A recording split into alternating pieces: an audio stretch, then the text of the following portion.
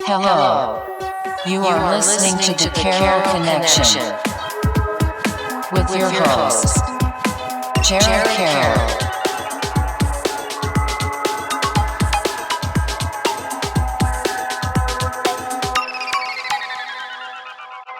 Hey everybody, welcome to the Carroll Connection. I'm your host, Jared Carroll, here to bring you guys another great episode. I did want to take a chance to shout out my last week's episode 142, with Elijah DeAndre, and that was his first appearance, or second appearance on the podcast. I think it was episode 55, and then I think it was 122 to be exact.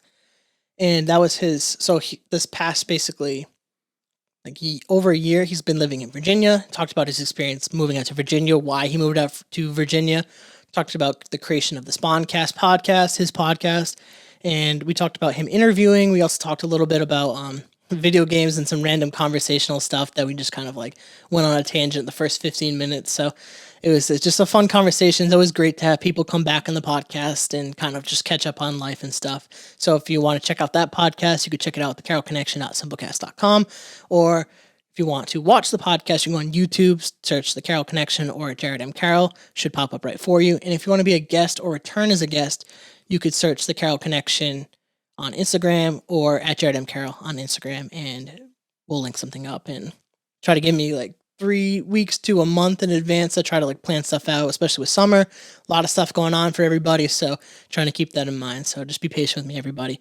But that brings me to today's episode 143 with Yexcica. Hi. How are you? Good. A little bit nervous, but excited. Can you pronounce your last name for me? Okay. So I'm Puerto Rican. I have two last names. My name is very, very long. So my name is Yexcica Andrea Cappas Santiago. Oh. I'm low-key kind of glad that I didn't try to attempt that, because I totally would have butchered the fuck out of that.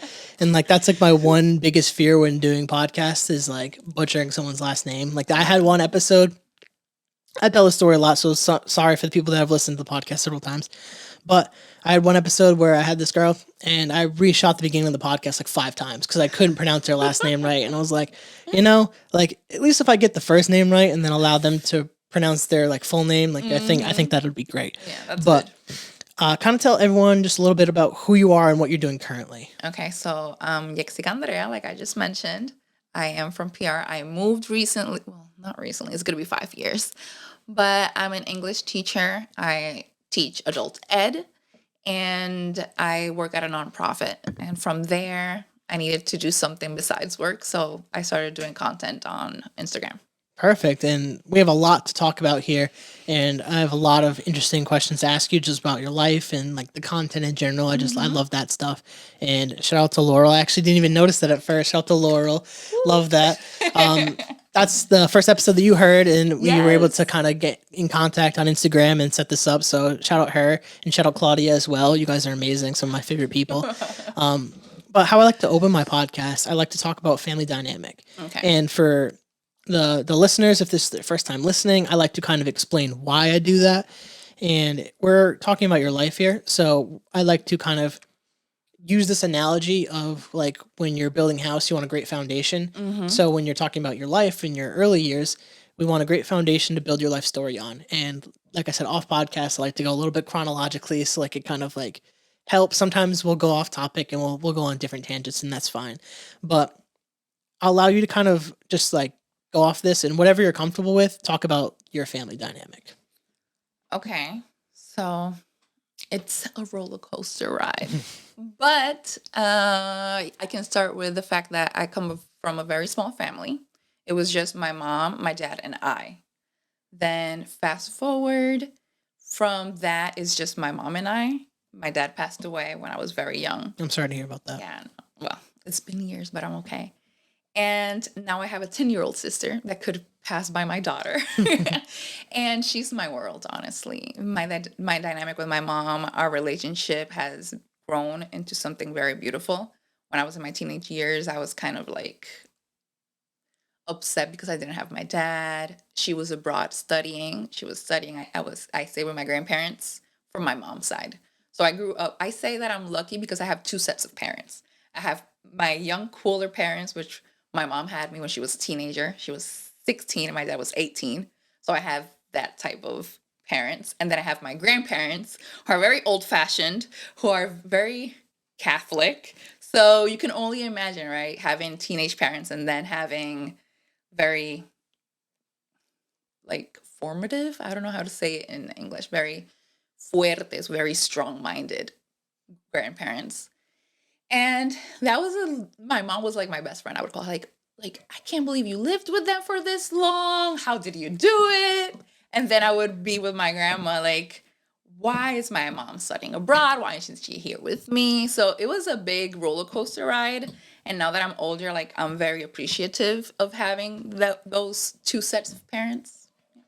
That's really awesome that they were able to kind of take you in and raise you, especially to allow your mom to go do that and study abroad. Because I could imagine like her doing that opened up a lot of doors for you to kind of experience a lot of new things. And obviously we'll get into later on of you moving from PR up to New England, Rhode Island, and area. We'll talk about that and that whole experience. But I kind of want to talk a little bit, if you're comfortable with, about kind of like the emotions like after your dad's passing and kind of what you were able to like. You're very young at that point. So like, was it hard to kind of manage that going through life and going through like school and stuff, and especially like you said, a small family and being an only child at the time. So like, how are you able to kind of like manage that? Was it maybe just like kind of like your grandparents and your mom really being very supportive in that time? Because it sounds like you have a very loving and like supportive family, which would seem like it would help you kind of deal with those emotions during that time. Oh yeah, I was an only child, but I never felt like an only child because I'm speaking for the Latino community. We have a lot of cousins, and like you have cousins, and your cousins have cousins that turn into your cousins.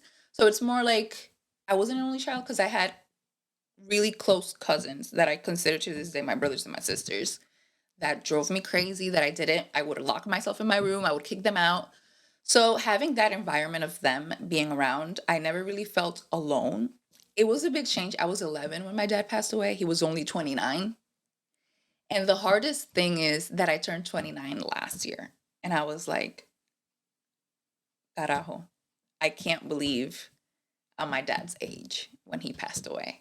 So that really hurt me. And turning 30, it's hard for me to turn 30 this year because I'm like, I can't go back and think about my dad when he was 30 because I'm going to be older than him.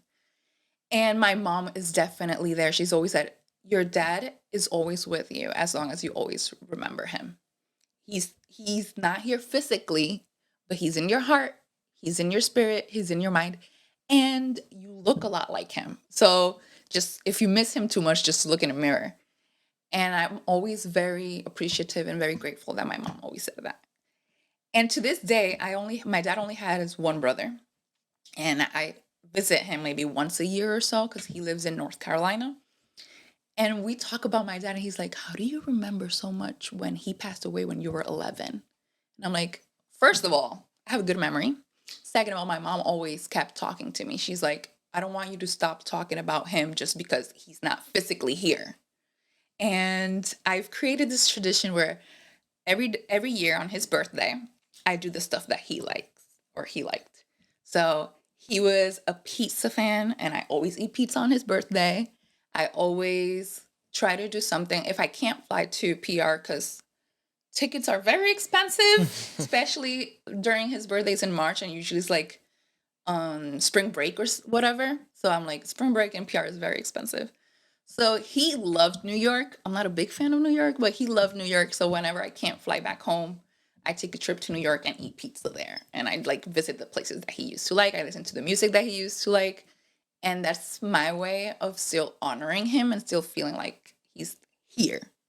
So yeah, so I don't know if I answered your question. No, yeah. And I think what was really powerful is like kind of like what your mom was telling you, just when you miss him, look in the mirror. Yeah. Like that kind of gave me some chills, to be honest. And like, I think a lot of us who have lost parents and could like relate to that in that aspect of like, when we forget about how crazy genetics are, like we obviously your parents get together, have children, you look like them or half of them and however the mix is. But like, regardless is like, you're a part of them and they're a part of you. It's essentially, and to like be able to look into the mirror and kind of like remember and like get those emotions. And like, I think it's really great that you do that tradition basically and do the things that he would have loved to be doing and like continuing that. And even just thinking about like turning 30 and like getting to his age basically, or passing his age. Yeah. Like I can imagine that being like a really emotional thing to kind of It like is. realize, like, now that we're older, like that's so young. Like that is really so young Yep. to pass at that age. And like obviously condolences, but it seems like you've been able to not allow that to hinder your growth and like continually push forward. And there's a lot of great stuff that we'll get into in this podcast that you do, but I kind of want to make a little bit of the transition to kind of like childhood basically. And like you talked about like your cousins and the extended family. Was there in PR, like within like the schooling system, like how is that kind of structured? Is it different than United States, like in that aspect? Like I know obviously it's a territory of the United States. Not, I don't know if they've made it. I don't think they made it an official country yet. No. Or state yet. I know that's something No. that I'm pretty sure Puerto Rico. I know they're like lobbying for that basically, and like that should be at this point. But that's a whole different, whole different That's a conversation. different podcast. Okay? Yeah, that's a whole different thing. But like, how was the education system? Like, what was it like for you growing up in PR? Because as someone who's grown up in America, I no clue. Like, I've grown up in Seekonk my entire life. I have no idea how things are done and like what's the culture around the school system down there. Okay. So it's funny that you mentioned, because before we started recording, I told you that I lived in PR, moved in Rhode Island, back and forth. I did that since I was like 2 years old. And then I would go back to PR, then I would go back to Rhode Island. But once I started school, kindergarten was in Puerto Rico. First, second, third grade was in Rhode Island. Okay. When I moved from Rhode Island back to PR, my Spanish, I always kept my Spanish because my mom said, Inglés de la puerta para afuera, like English from the door out. I could speak English from the door out of the house, but inside I had to keep my Spanish. But it was funny because I was always surrounded by English. So in English, you would say like, how would you say? Yeah, like white shoes. You won't say shoes white, right? White shoes. Mm-hmm. And in Spanish, you would say shoes white. So in English is white bottle. Mm-hmm. In Spanish, I would say like botella blanca. And in my mind, I was translating without noticing, because I was 7 years old, 8 years old. I would say in Spanish the way that I would say it in English. So my mom was like, I can't put you into the public system right now because you have really good grades. I've always been a nerd. She's like, you have really good grades, and if I put you into this system, they're just gonna. So I had to go to a private school that was bilingual. And I would take like most of my classes in English and then take Spanish. And once that my Spanish was better, within like 2 years, my mom was like, okay, this is too expensive. Let's put you back into the system. And it was a big transition, because coming from here to then going to a private school, to then going to a public system there, I remember I was so nervous. I got lost because you move from classroom to classroom. I think you do that here too when you're like in 6th, 7th grade. Yeah, once you to like the middle school at like So grades. I had never experienced that, because I went from here to the private school, that you didn't have to do that in private school. The teachers would go visit you in the same classroom. And then I got lost. I couldn't remember my teacher's name. And I just remember kids being like, you're the new girl. Because I didn't even start the first day of class. I started like a month after. So it was like, you're the new girl. Come on. I think I remember. You're in my class. So they would move me around. And it felt like family. It was hard at the beginning. But then when this whole thing happened with my dad, I was in 6th grade. And I remember I had picture day at school. I still didn't know about my dad's passing. I had picture day. My mom was abroad. I was with my grandparents taking me to picture day. And unlike here, picture day over there, I think here you're in school, like your parents don't go. It's just like they take you by groups. Yeah. Over there's like a whole event, especially if you're like in 6th grade or 9th grade. It's a whole day. You go over there and like you dress up. They take you different pictures, different backgrounds, and all of that. It's an event. Like people dress up for that. And your parents are with you and they're like, okay, I want this type of shot. I want this type of shot. It's not just your basic, okay?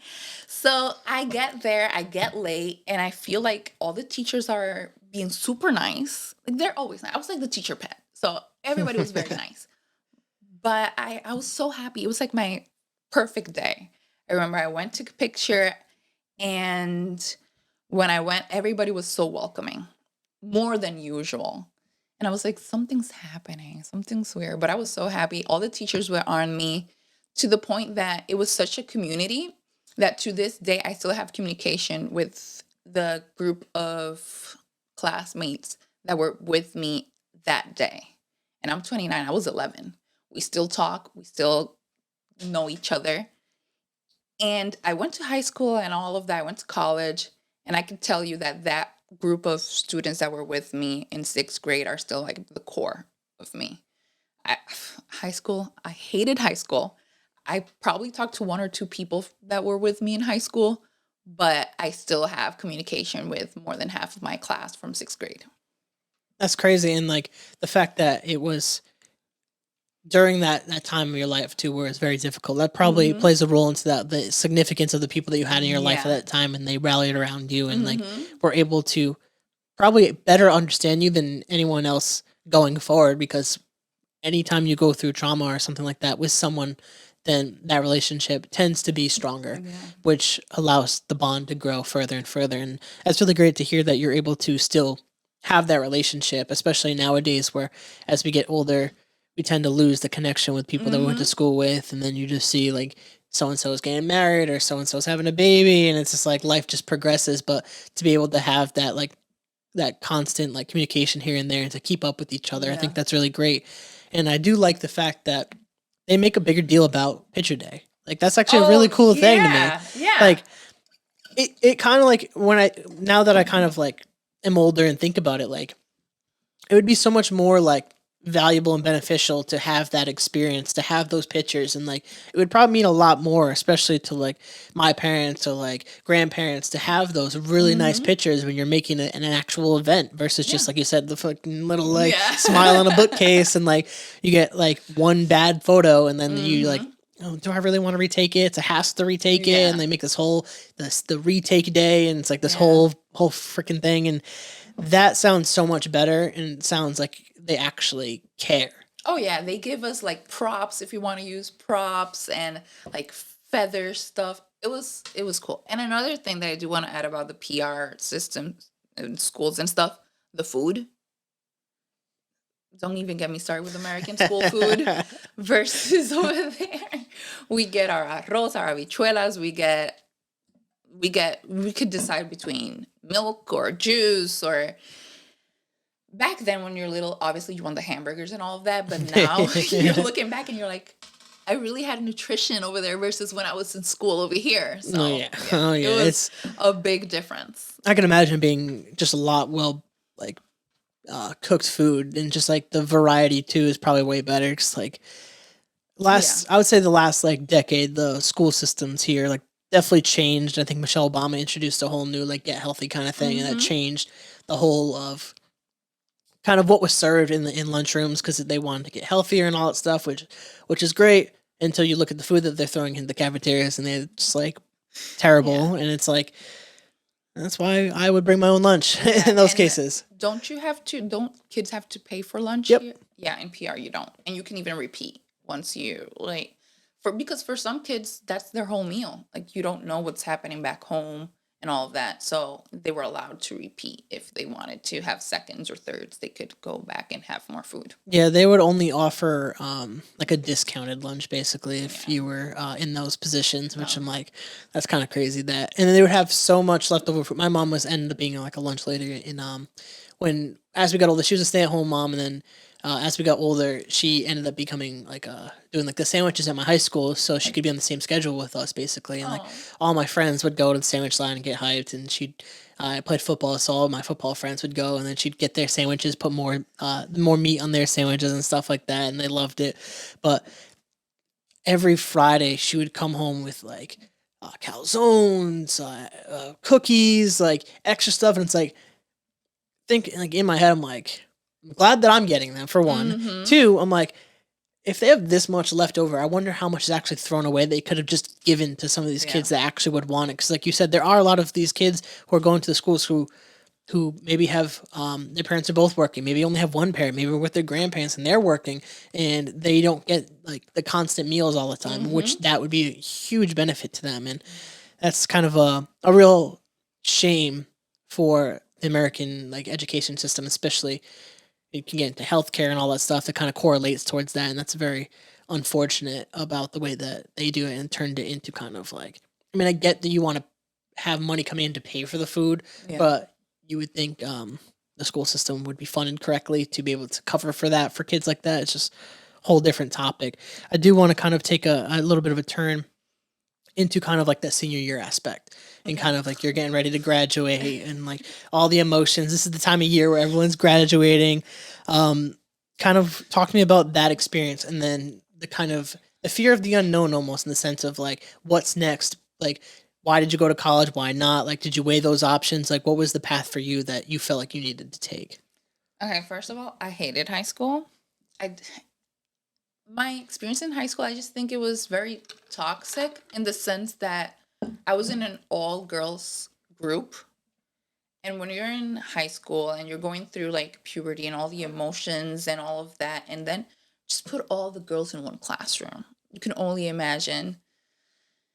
Did they separate on Mean purpose? Girls kind of thing? No, it didn't. Because, okay, so in the high school that I was in, you could take like a tech class, like I don't know how do you call that, like you know how some schools here you could do like like an intro to mechanics or an intro to culinary or whatever. Yeah. Over there was for business administration, and I was like, well, I'm gonna graduate high school and I'm gonna have something with me to back me up just in case. And it was open to all genders, but it happened to only be girls interested in that were able to that were legible, because you had to be like, you had to have certain GPA, you had to have certain like stuff, and it was just girls. So it wasn't on purpose. It was just that only girls were able to get into the course. I really disliked it. It was very toxic. It also spiked very like unhealthy self-image on myself. It was very hard. I went through an eating disorder. It wasn't really easy. Having all the girls being really critical, very criticonas, very like criticizing you a lot for even whatever. And then you do have to use uniforms in PR. So that was another thing. And being in that group, your uniform was different from all the other girls or all the other people in the school. So yeah, so I couldn't really wait until I finished high school. I was like, I can't wait to finish high school. I can't wait to finish high school. And not going to college was really not an option. I always knew, like I told you at the beginning, I was a nerd. I was book nerd. All my friends were like going to the parties. I was like, no, I want to stay home. I want to read something. So that wasn't really an option for me. When I was little, I would used to play with all those cousins that I told you. I would play at school. I was a teacher, and I would get mad if they didn't do their homework and all of that. So I knew I wanted to go into education. So it wasn't really an option for me not to go to college. And seeing my mom studying abroad and doing all of that, I was like, I know that I want to have my education. So the day that I do have a kid, I don't have to like go abroad and just leave them or have this gap in their life because I need to better my education. So I knew that I wanted to do it. I knew I wanted to go to college, and I knew that it wasn't an option for me in my mind to not do it. Did you go to college down there, or did you? Oh yes. What was that experience like? I'm assuming it's probably pretty similar to an American university, but I don't know. I'm wondering kind of what your experience is, and that would help me obviously figure it out too. So I don't know. It was freedom for me after, Do you have to take out loans and stuff for that too, or do they give free education down in PR? GPA matters. Okay. And again, going back to being a nerd, I got a full ride.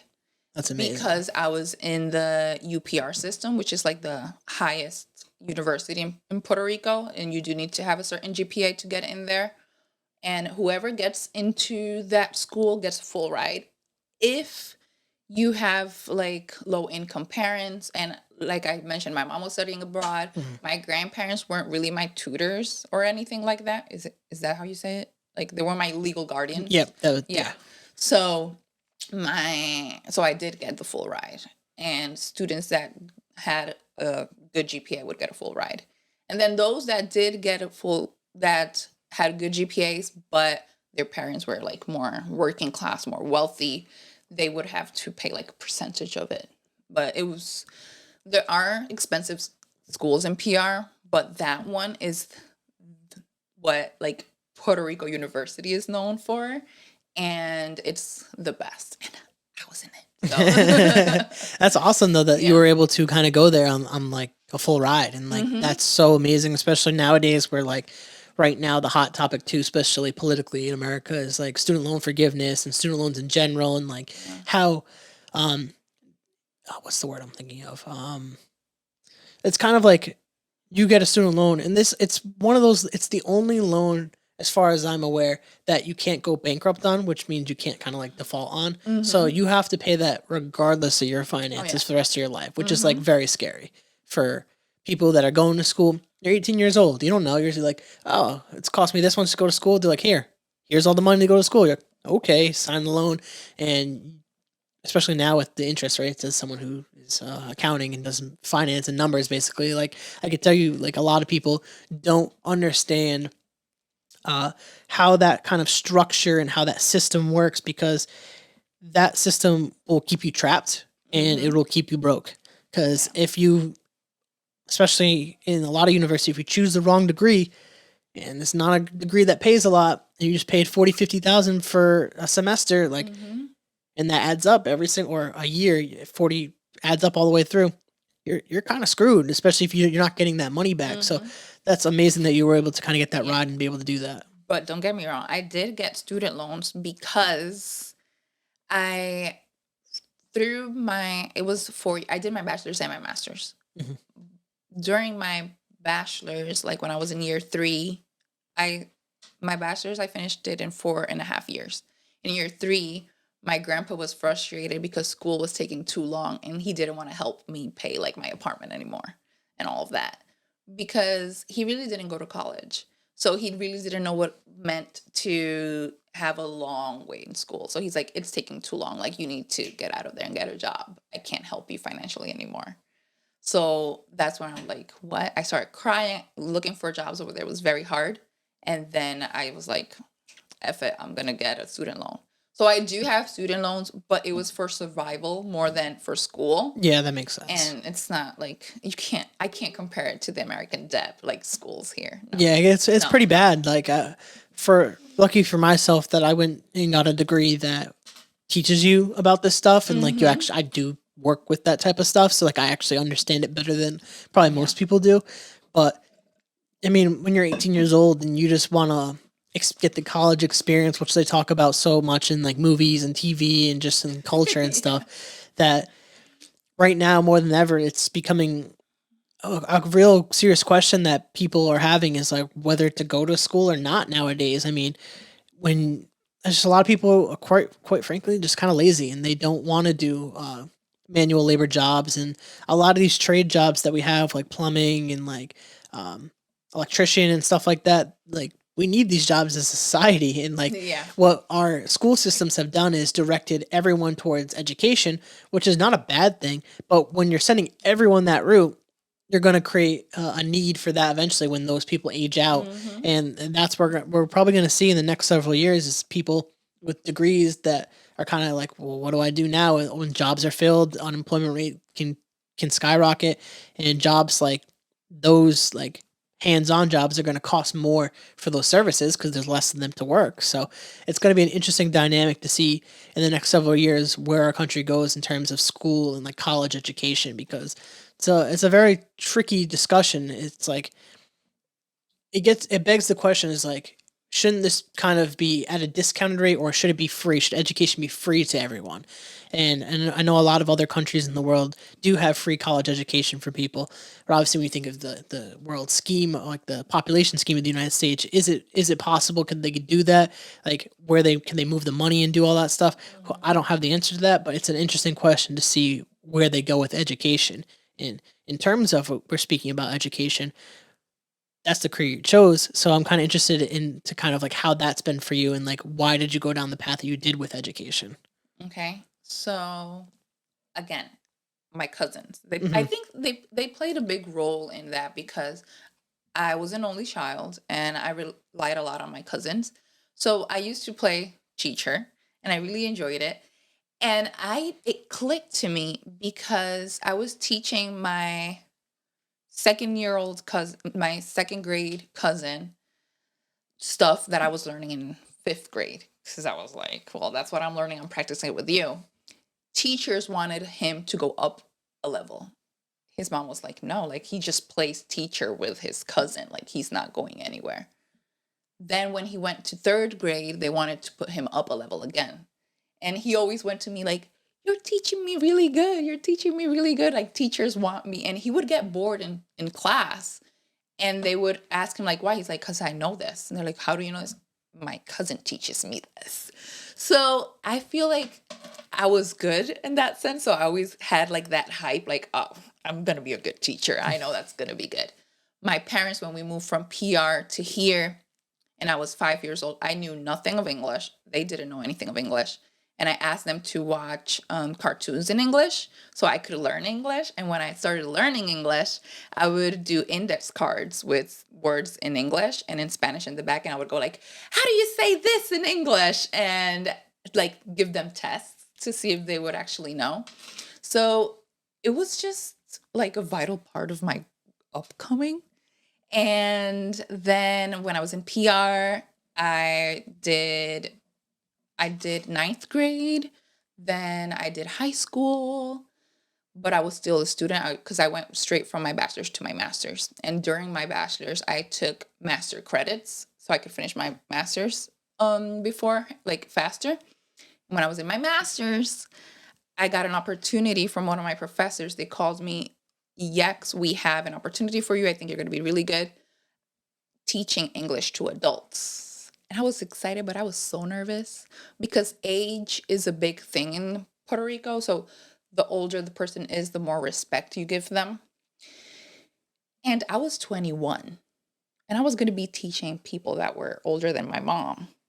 So I was very nervous. I was like, are they going to take me serious? Are they just going to think like, Yeta Quincla, like this little girl, what the heck is she doing here? And I was very nervous. But when I started, I was like, I love this more than I love with kids because they're more appreciative. They're more grateful. And they just wanted to learn English because like their kids were into English now or because they were planning on moving to the States and they wanted to have like a backup or something where they can practice their English. Because the funny thing is, English is taught in Puerto Rican schools since kindergarten, but it's more grammar. So when you meet Puerto Ricans, their excuse is, oh, I can read and understand what I'm reading, but I can't have conversations with you. Because that was like how education works there. Like it's more grammar and reading. It's not really conversation based. So a lot of students are good at taking tests in English, but they're not good at maintaining a conversation or just speaking freely in English. And when I did that in PR, I fell in love with it until I graduated.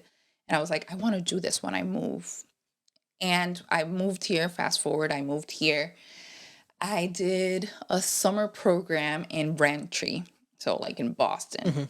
It was with like high schoolers or so that came from Asia, from Europe, that they just were doing like a program for summer and then going back. I was like, I don't like this. I did after school programs. I don't like it. Kids are very disrespectful here, and I can't just like say what my mind's thinking. So when I went into education here, I knew I was gonna definitely look into adult ed. So I looked and I got it. And I've been working in adult ed here for almost 5 years. And I love it. And I'm working specifically with immigrants. They're trying to get their citizenship.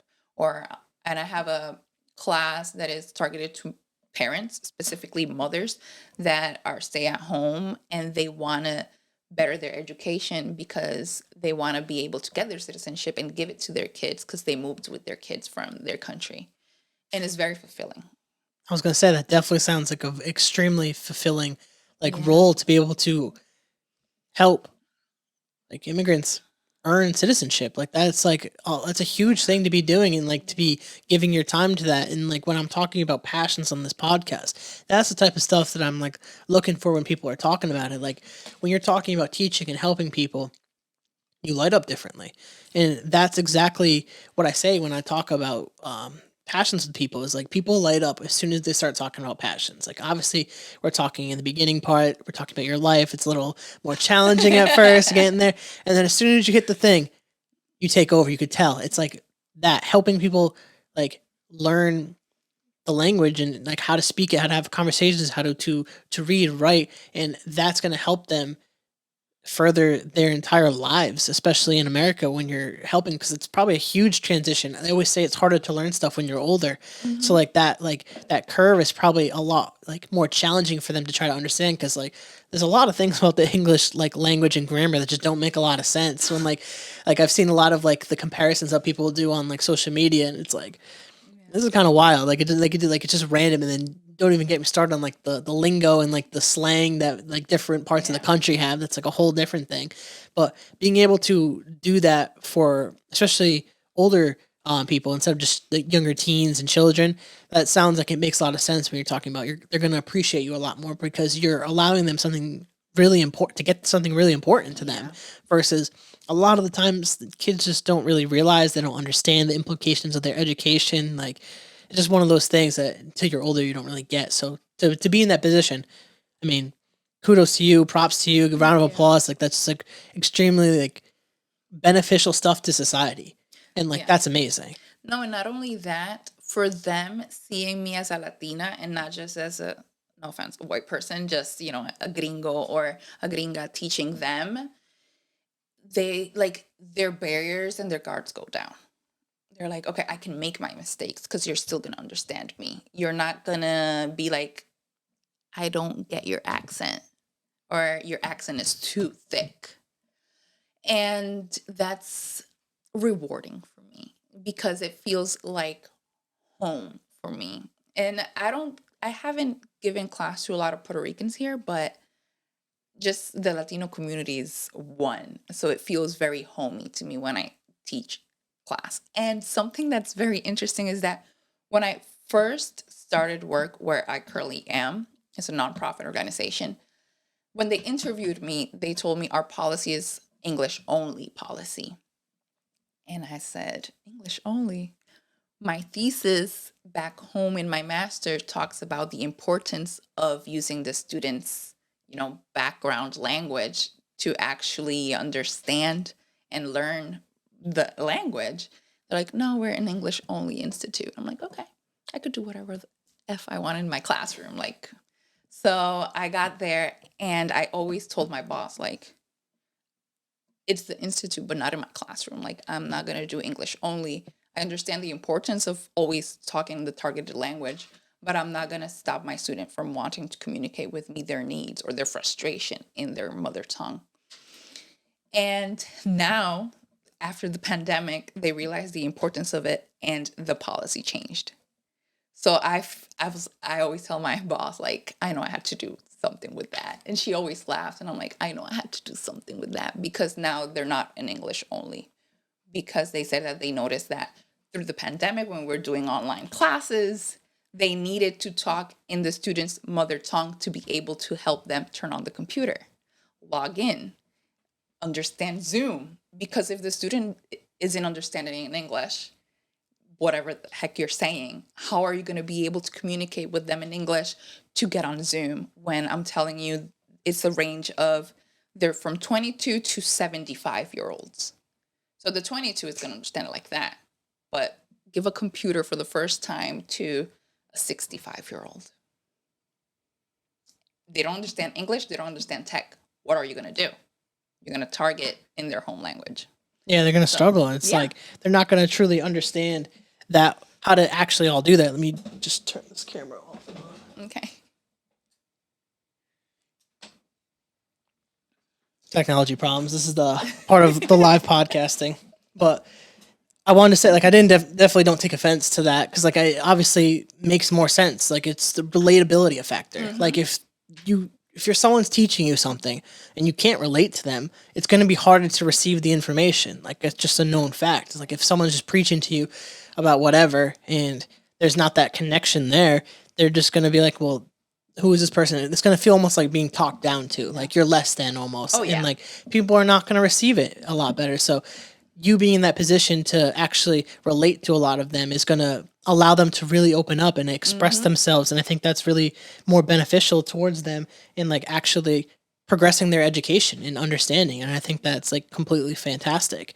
I want to actually ask too about the transition from moving from Puerto Rico up to Rhode Island and what was that experience like? What was like the thought process behind like officially kind of like moving up into this area? Sometimes I wish I didn't, just because it was hard in the sense that every day I miss home. But I'm in a position now where this is home too. If you would have told me, oh, this is going to be home too in 2018 when I moved, I was going to be like, you don't even know what the heck you're talking about. Like, this will never be home.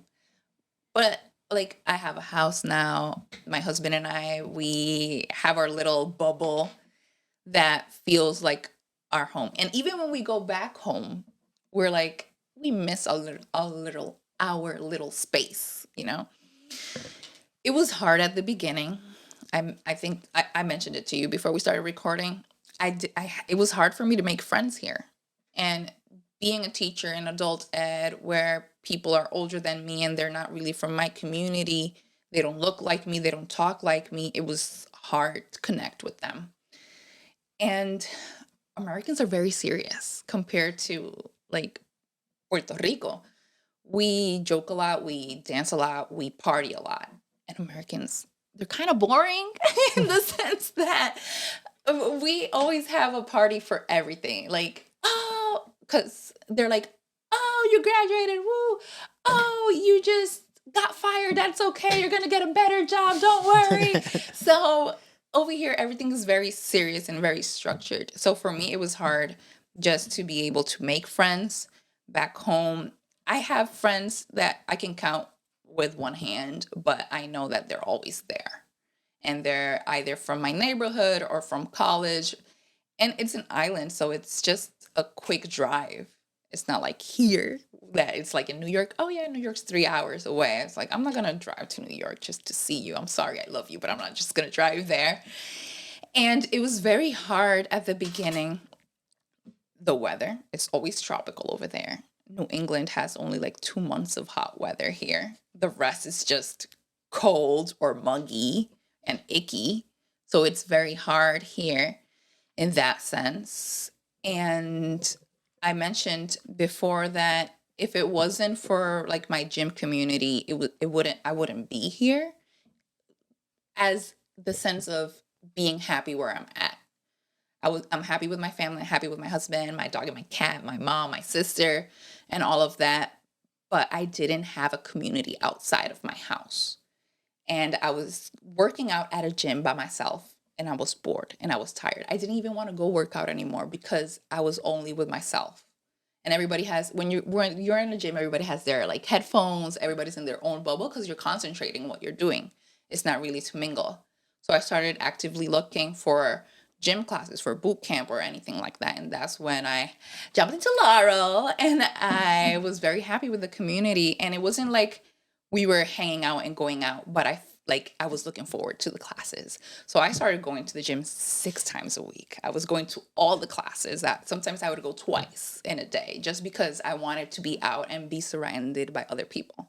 But being there was hard too because all the people there were just white Americans. And I'm like, nobody looked like me. I didn't even know I had an accent until like I was surrounded by so many white people. But in one class, I bumped into a Dominican friend. Well, now she's a friend. And we connected. And she's like, you're understanding my English? I'm like, of course, you speak Spanish. Okay, let's start. So we had our own little thing happening there. And that's where I was like, okay, now I'm more part of the society. I'm not just living home. I can actually go out and meet people. So Yeah, I think having a community outside of like your specific household is always super important. Like having a space where you can like just relate to other people and like Mm-hmm. talk to other people, whether it is a gym or a like a for some people like to do like a softball or um, kickball leagues or whatever, art or music, whatever it is. Just Mm-hmm. having a space where you can go and just kind of mingle and have fun, and especially with one that you're doing with fitness, amazing. It's just so many benefits to being Oh healthy and yeah. doing that. It also boosts your mental health. I would say if you want to have a strong mind, should have a strong body as well, because both are going to go hand in hand in Mm-hmm. producing a long, happy life. But again, community is so important. Just to have someone that you could relate to and talk to, and something to look forward to. I was listening to I forget what podcast it was. I don't know if it was I can't remember if it was a podcast or a clip on social media, and they were just talking about the importance of having something to look forward to, and like the importance of planning and how valuable it is to have that Yes. aspect, whether you're planning your gym sessions, whether you're planning a vacation or whatever, but having that thing to look forward to helps keep you motivated in life. So when you're having those tough days at work, or for me, maybe having a tough week with like editing a podcast, or like struggling of wanting to continue it that week, the consistent planning keeps me focused. It's like, all right, well, every Yeah. single week I'm going to do a podcast, or 6 times a week I'm going to go to the gym. Like having that routine, that schedule, and the things to look forward to in life. It's always the little things that keep you going. And I think it's super important to have that and to help push you forward. So I think it's, you deserve a lot of credit for actually putting yourself out there too, because a lot of Thank you. people will not do that. Like a lot of people struggle to do that, and they will just, when you have everything in the palm of your hands on social media, will just revert inwards versus going external and trying to do that. So you deserve a lot of credit for that, especially even coming on the podcast. Like Thank you. this is like a completely new experience. You don't know me, like to come on here and to connect and share your life story with a complete stranger, honestly, is like super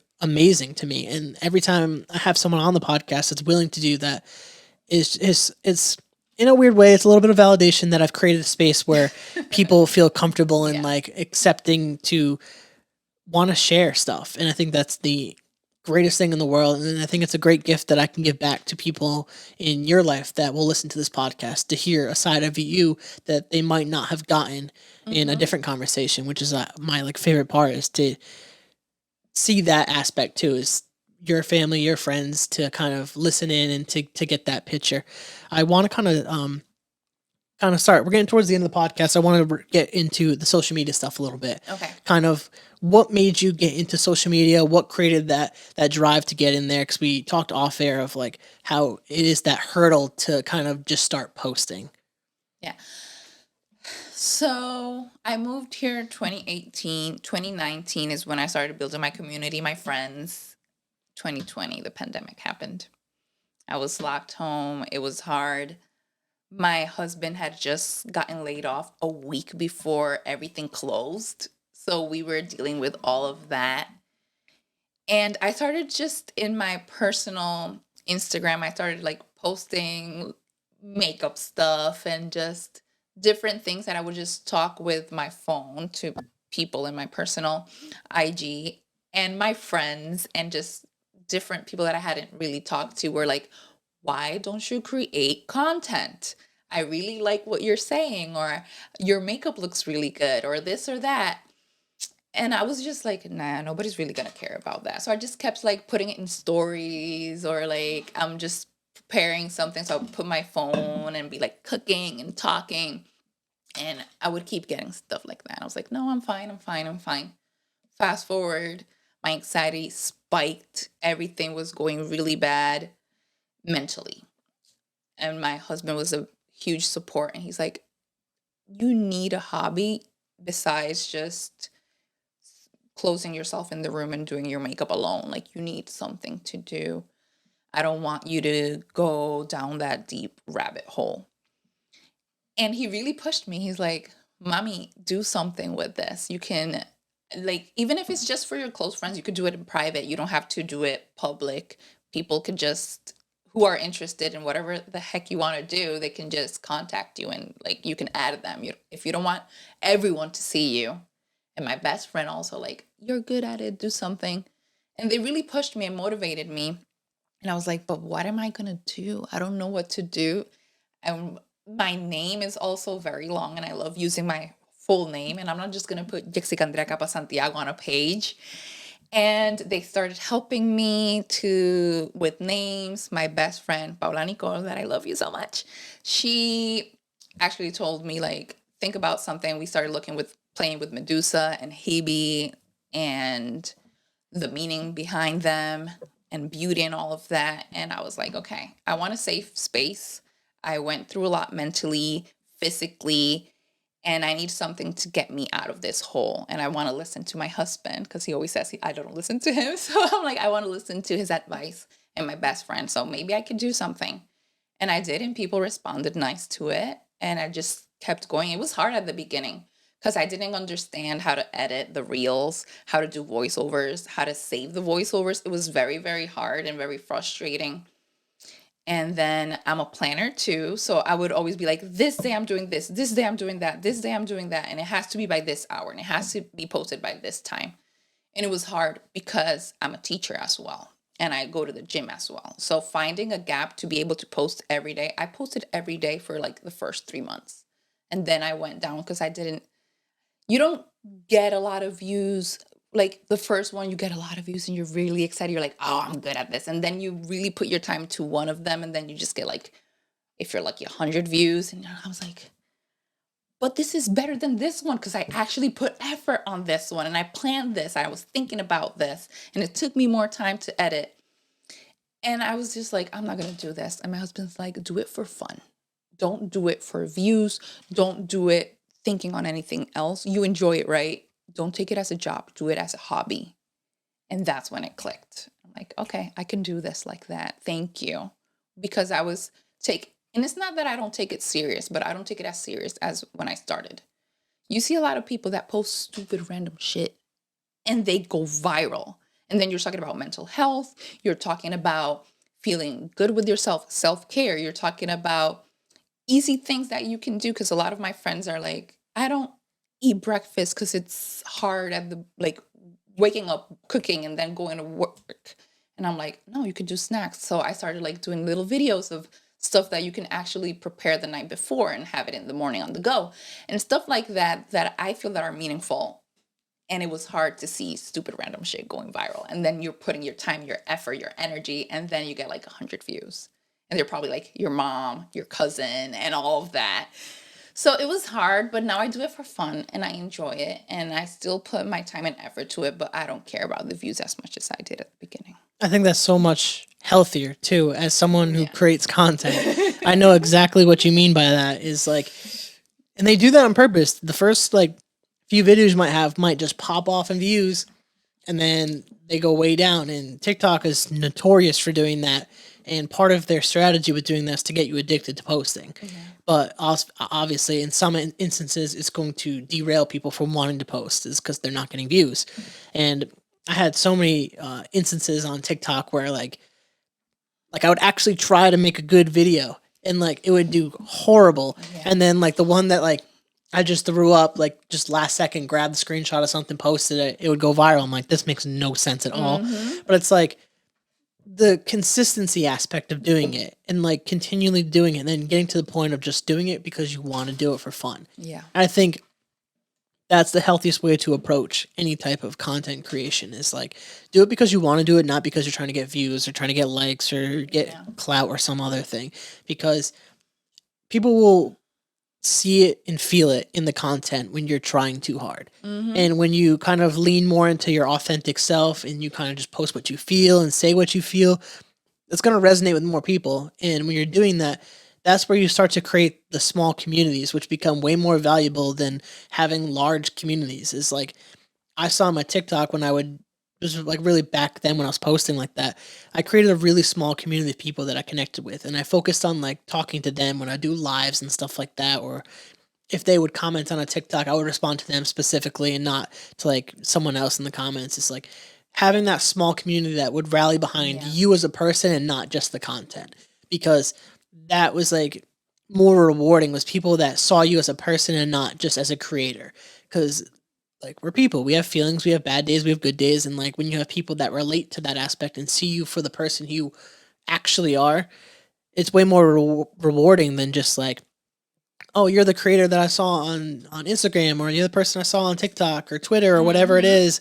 Like they see you for you, and I think for yourself, like having that mindset and just doing it that way, you're gonna have way more success. You're gonna have way more fun, and personally, I like the content that you make, and I think that's Thank like you. right, and that's part of the reason I even wanted you on the podcast too. Is like that's the content I saw, and I'm like, you'd be a great person to have on a podcast, and I obviously I learned a appreciate it. ton of great stuff about you, and I think that was like amazing to hear. And this has been a great podcast, and we're gonna start wrapping things up now. And I have one more question for you, which I told you off the podcast, but I want to give you the chance to say anything that you might not have had a chance to say, if you have anything you want to say.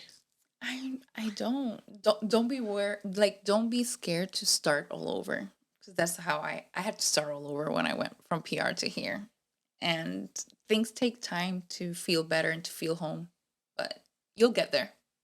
I think that's a good message too to wrap up, because that's like that's really important, especially with like your life that you've lived so far too, and not being afraid to start over. I think not enough people will do that. And as someone that I've moved away, I started in a completely new place, had to make new friends and do all that stuff. It's not as scary as probably what you did, but at the same time, like having that like kind of like that leap of faith almost, I think is super important.